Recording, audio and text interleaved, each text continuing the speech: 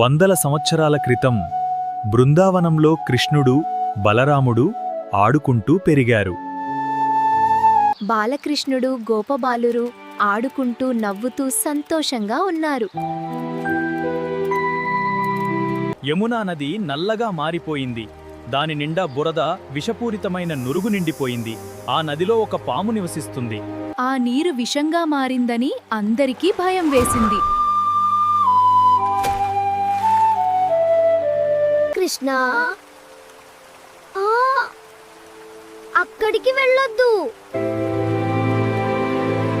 కాని ధైర్యమైన కృష్ణుడు ఆ ప్రమాదాన్ని ఎదుర్కోవాలని నిర్ణయించుకున్నాడు.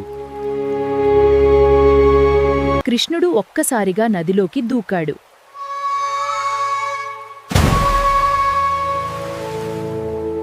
అక్కడి నుంచి కాళీయ అనే పెద్ద పాము బయటకు వచ్చింది.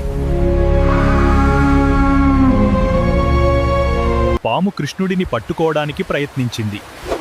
కృష్ణుడు పాముకి దొరకకుండా ఆడుకున్నాడు. కృష్ణుడు పాము తలలపైకి ఎక్కాడు.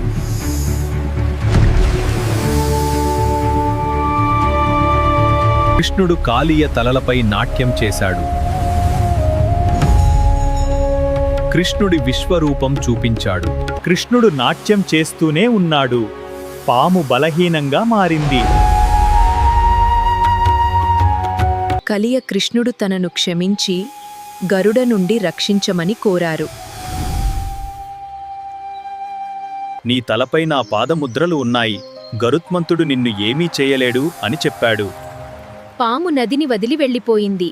ప్రజలందరూ ఎంతో ఆనందించారు. ధైర్యం మరియు మంచితనం ఎప్పుడూ చెడుపై గెలుస్తాయి. కృష్ణుడి పాదాల స్పర్శతో కాళీయ సర్పం లొంగింది. నదిలో నీరు అమృతమైంది. అందరూ ఆ నదిలో స్నానం చేసి పునీతులయ్యారు. కృష్ణుడు అందర్నీ ఆశీర్వదించాడు. మరిన్ని అద్భుతమైన 4K యానిమేషన్ కథల కోసం ఇప్పుడే మా ఛానల్ని సబ్స్క్రైబ్ చేయండి.